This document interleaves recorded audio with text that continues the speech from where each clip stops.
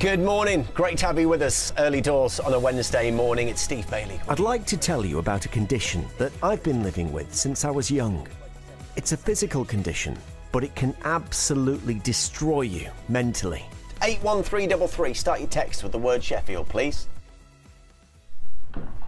So that's the outwardly going, excitable Steve Bailey on the radio, but there's another side to me, a personal side. It's a daily struggle I have with a condition known as eczema. Literally every 40 to 50 minutes I have to come in here and moisturise using this in order to literally stop me from flaking out.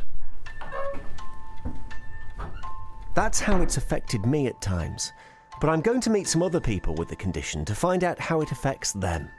In my case, it was complete body coverage. Skin is permanently inflamed, swollen, red, open wounds, pus, boils, the lot. Imagine a mosquito comes and bites you and it's starting to itch, and then a million mosquitoes all land at the same time and bite you at the same time. That's not the end of it though. They repeat that every minute for the rest of your life. That's how bad the itching can be in severe atopic dermatitis. His skin would be peeling, he looked like a snake, so we'd take off his clothes and it'd just be like snowflakes coming down. These were my feet a few years ago. It actually got to the point where I thought I might have to have one amputated. My wife Charlie has seen me at my best and my worst. They were really bad, weren't they? They were, and they looked like burns. They were oozy, they were sore to touch. Unfortunately though, as the bandages dried, it took the top layer of skin away as well. My eczema is now manageable. It's moderate to severe, but my biggest problem is still how self-conscious I've become as a result of the condition. You know, when I'm doing a show and people come in to be interviewed, I'm so conscious of their first impression of me. But people see you and your personality and your warming persona. They don't go, oh, it's the guy with eczema. No, I know, but if you walk in and see someone with a pasty face looking like some reptile, which is how I feel sometimes, or you see someone with, looking a bit like a burns victim, you're not going to open up and talk about your subject to the person who looks like that, are you? So it's so difficult to stop scratching when you're in the middle of an itching frenzy.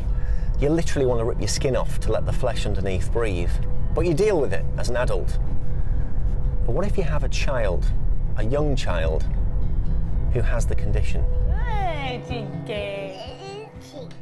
2-year-old Kamai from Leeds developed eczema about a year ago. He's also been diagnosed with various food allergies. His mum Esther also had the condition when she was a child, but says compared to her sons, it was mild. Right now he has very, very bad gashes which he creates himself, especially round his sides and under his armpit. He does this when he's most frustrated. No matter how many times we cut his nails, I don't know how he does it, but it's the types of gashes that it breaks my heart. Like, I can more or less deal with his eczema, but those types of wounds, it is very hurtful to see. Mum. Yeah? No, you've got to keep your hands in. Do you dread putting him to bed? Yeah, I hate bedtime. 1 in 5 children has some form of eczema throughout their lifetime. But what causes this condition? Some factors affect everyone. The classic would be soap and harsh detergents, because what they do is they break down the skin barrier, the brick wall. So it's like they dissolve the mortar between the bricks, and so the bricks fall apart, in come the allergens and trigger off inflammation. For a lot of people, eczema not only affects you physically and emotionally, but it can also rob you of your livelihood. Robert is a professional musician. He's had eczema since he was born. But just like me, a few years ago, his condition spiralled out of control. One looks in the mirror and the person looking back is not the person cognitively you think of up there. You see some kind of mutated thing. It's really horrific, particularly when it's affected on your face, which you know it's about. when it's cracked open, weeping, when you have globs of hardened pus. And that's not just on your face, it's everywhere. At the height of his career, Robert was performing in front of tens of thousands of people. But his eczema became so severe that physically he was left unable to play. You're in pain so often because of the sores, because of the lacerations, the cuts you've done to yourself. But doing that scratch, it's an intense feeling of pleasure. And you get this massive endorphin rush which takes away the itch, and you just lock on and you just keep scratching. And the minute you stop, you get the pain, so you just keep scratching. When things were at their worst, can you describe physically what that was like? Do you know, it's not a place mentally that you really ever want to go back to, but it was just not wanting to wake up. It completely destroys their life. They can't do anything. They can't work, no relationships, they're unemployable, and they become more and more depressed, and then eventually some sadly commit suicide.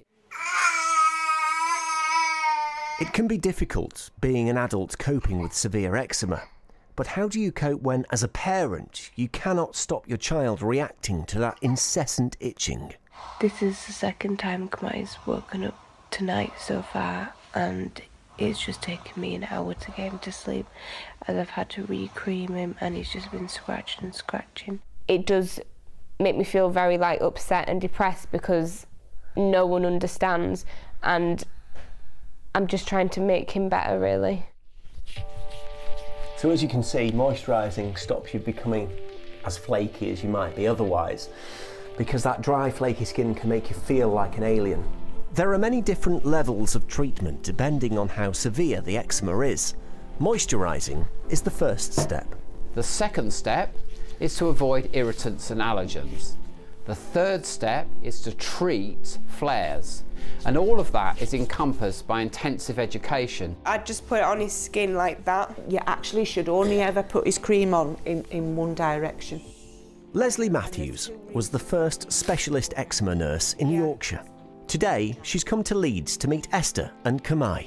The warmer he is, the more he will scratch. Yeah. So when he has had one of his to-dos and he's thrown himself about and he's all hot and bothered, he'll scratch then. Right. Most children grow out of eczema, but mine never really went away. Because of the medication I'm on now, I go for regular hospital checkups. You see quite a rough surface here. But there is hope. A revolutionary treatment is being trialled at Sheffield teaching hospitals. It's an antibody which blocks two molecules of the immune system overproduced in patients with moderate to severe eczema.